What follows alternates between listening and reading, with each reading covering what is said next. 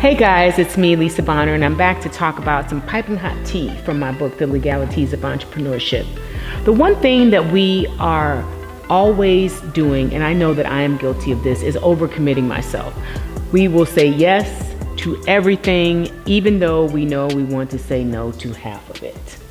And so I am here to tell you that no is a whole word. And I think that it is important that we get comfortable with saying no.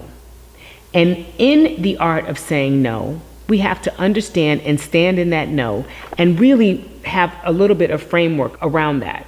So here are two things that you can do to make sure that you are on the path of saying no. One, you need to recognize and become familiar with your boundaries. If there is something that you don't want to do, feel free to say no.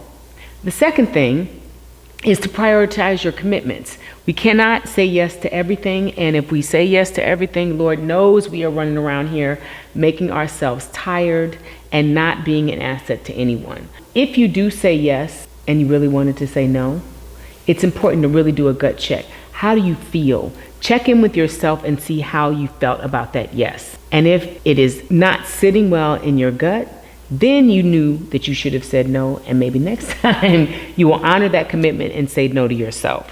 So I think that time is a precious commodity, and that is one thing that we cannot make more of. So prioritize your commitments, recognize your boundaries, and be comfortable with no as a whole word.